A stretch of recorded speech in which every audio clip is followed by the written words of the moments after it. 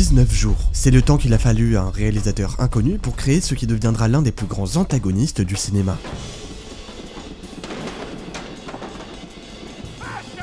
Vous avez sûrement déjà vu cette scène. Fletcher, ce prof de musique tyrannique qui hurle sur ses élèves jusqu'à les faire saigner. Un méchant devenu culte, incarné par J.K. Simmons dans une performance qui lui a décroché l'Oscar. Mais ce que vous savez peut-être pas, c'est que cette folle histoire commence bien avant le tournage. Elle commence par des refus, du vrai sang et une quête de la perfection presque maladive. Parce que Whiplash n'est pas juste un film sur l'obsession, c'en est le produit. Et pour comprendre tout ça, il faut remonter au début des années 2000, dans le New Jersey. Damien Chazelle, celui qui deviendra le réalisateur de notre histoire, a 16 ans et il est batteur de jazz dans l'orchestre de son lycée. Et comme par hasard, il a un chef d'orchestre qui, pour le dire simplement, le terrorise. Le gamin passe entre 6 et 8 heures par jour à taper sur sa batterie. Ses mains sont constamment couvertes d'ampoules qui saignent et il va jusqu'à développer des acouphènes suite à l'exposition continue au bruit de l'instrument. Mais il continue parce que quoi qu'il arrive, il veut être parfait. J'imagine que vous voyez le parallèle avec Andrew, le héros du film. C'est normal, Andrew, c'est tout simplement lui. Mais ça va très loin en fait. Par exemple, la veille d'un concert de fin d'année, le jeune Chazelle a un grave accident de voiture au point de faire des tonneaux et d'aller à l'hôpital. Et ben, le lendemain, il se présente au concert avec des bandages sur les mains et il joue comme si de rien n'était. Cette scène, elle sera dans Whiplash, quasiment à l'identique. Parce que l'art imite la vie, même si vous allez voir que la vie peut imiter l'art au retour. Alors oui,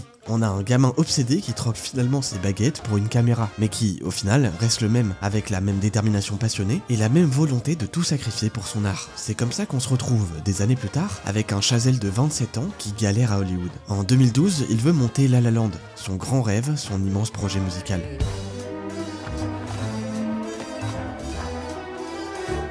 Mais évidemment, un sacré obstacle s'oppose à lui. Bah, personne n'en veut quoi. Et oui, Damien Chazelle, à ce moment-là, c'est pas vraiment quelqu'un à Hollywood. Il a jamais ou presque réalisé quoi que ce soit. Pourquoi un producteur lui débloquerait des millions de dollars là comme ça? Alors, bien sûr, ça le frustre, mais il a pas le choix, il va devoir trouver un moyen d'y arriver. Pour ça, il se dit qu'il va écrire quelque chose de plus petit, de plus intime, et vous l'avez compris, il puise dans ses souvenirs de batteur traumatisé et pond le script de Whiplash. À partir de là, tout s'enchaîne. Son rêve de devenir un grand réalisateur va enfin se réaliser. Non, toujours rien, même refus, mêmes obstacles. Dans ce milieu avec une concurrence si énorme, les rêves restent souvent à l'état de simples rêves. Le scénario circule à Hollywood et se mange refus après refus. Mais il atterrit quand même sur la fameuse blacklist. Cette liste qui, à l'inverse de ce que son nom peut laisser penser, regroupe les meilleurs scripts non produits. Et c'est grâce à ça qu'à l'improviste, un producteur tombe dessus, va voir notre protagoniste et lui dit « Ton script, c'est peut-être génial, mais prouve-le nous, fais un court-métrage ». Évidemment, avec toute la hargne et l'obsession qui l'anime, Chazelle accepte le défi. Il extrait une scène clé de son script, la première confrontation entre Andrew et Fletcher, et en fait 18 minutes de pur concentré d'intensité. Il a un budget ridicule pour ce genre de projet, 23 000 $, mais il a un atout. Et pour le coup, c'en est un sacré, vu qu'il a déjà Simmons à bord. Comment ça se fait qu'il soit déjà là? Parce que l'acteur a lu le script complet et qu'il a senti le potentiel du truc. Il a senti qu'il était fait pour le rôle. Avançons jusqu'en janvier 2013, au festival de Sundance. Le court-métrage y est présenté et il fait sensation. Il gagne tout simplement le prix du jury, une standing ovation, et est comparé à Full Metal Jacket, un film de Kubrick qui traite des sujets similaires sur certains aspects. C'est là que notre histoire commence vraiment.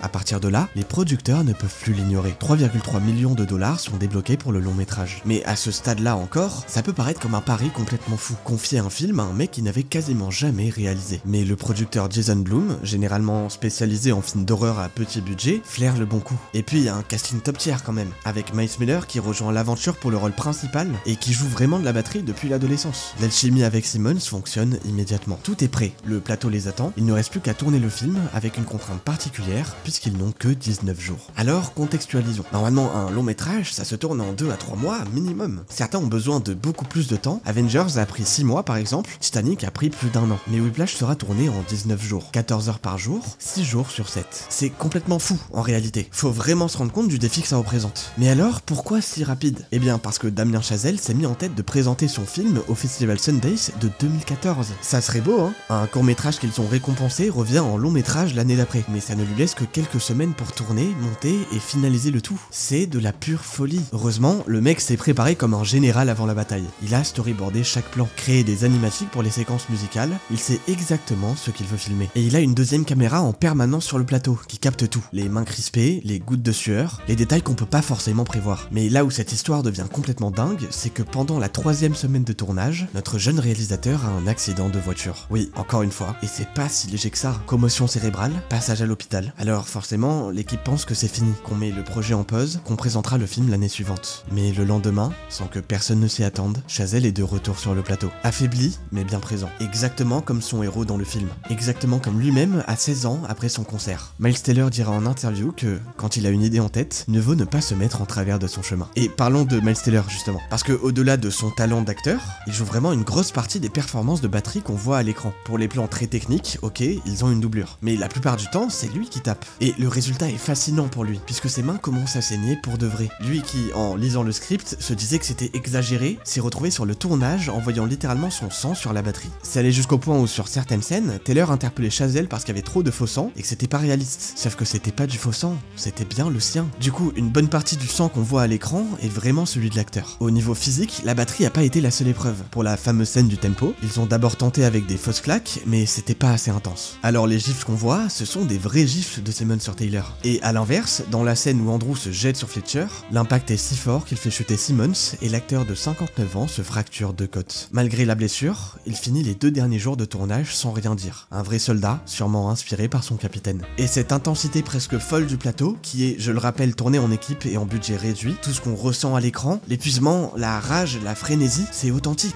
Parce que l'équipe l'a vraiment vécu. Le tournage se termine. Chazelle n'a que 9 semaines pour monter, mixer et finaliser son film. Normalement, ça prend entre 6 mois et 1 an de post-production, surtout pour une telle ambition. Alors, pas de temps à perdre, direction la salle de montage. Les journées de travail durent 16 heures. L'équipe pique du nez sur les canapés. La machine à café tourne à plein régime. Et inévitablement, tout le monde tombe malade. Certains disent que sur le tournage, après avoir filmé jusqu'à 4h du matin le dimanche, qui était leur seul jour de repos, Chazelle se précipitait au montage. Mais la date limite pour le Sundance approche, et notre protagoniste n'a d'autre choix que d'envoyer sa version du film, bien qu'incomplète. Malheureusement, il manque une partie de la musique et du mixage. Alors, l'équipe du festival la reçoit, la visionne, et est absolument conquise. Ils acceptent Whiplash en compétition officielle, même mieux, en film d'ouverture. Et le message leur est envoyé, finissez votre film, on vous fait confiance. Et ils ont eu raison, malgré cette course contre la montre. Whiplash arrive au festival dans un état technique juste irréprochable. On aurait pu s'attendre à un film très niche, peut-être même un peu bâclé, mais au final, pas du tout. Au contraire, on a eu un film construit par des gens prêts à tout sacrifier. C'est pour ça qu'après la projection du film, au Sundance, il y a un tonnerre d'applaudissements. Le public est tout simplement soufflé. Et l'exploit rarissime de ce festival, c'est que le film remporte à la fois le grand prix du jury et le prix du public. Un doublé qu'on voit une fois par décennie dans le meilleur des cas. C'est en octobre de la même année que le film sort en salle. Le succès ne se fait pas attendre et il fait près de 49 millions de dollars de recettes mondiales. Pour un budget de 3,3 millions, c'est une réussite absolue. Mais le vrai triomphe se mesure aussi aux Oscars de 2015. Le film est nominé dans 5 catégories et il en remporte 3. Simmons décroche l'Oscar pour son rôle. Enfin la reconnaissance du talent de cet incroyable acteur. Tom Cruise et l'équipe son, eux, repartent avec leur statuette. Et Damien Chazelle, il n'a que 30 ans et Hollywood lui mange dans la main. La La Land, son projet de toujours, va enfin se concrétiser. Le petit film de batteur traumatisé a créé un monstre, dans le bon sens du terme.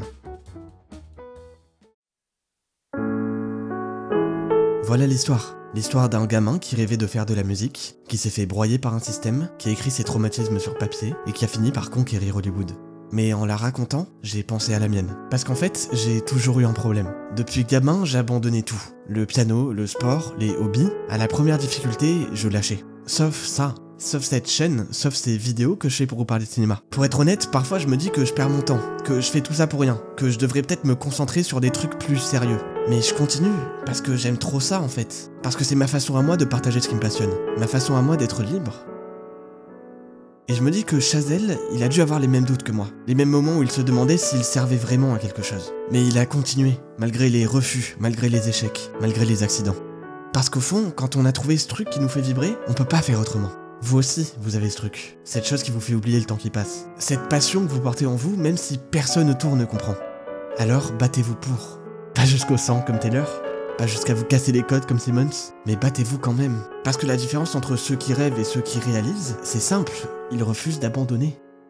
Votre Whiplash à vous, il vous attend. Alors qu'est-ce que vous attendez ?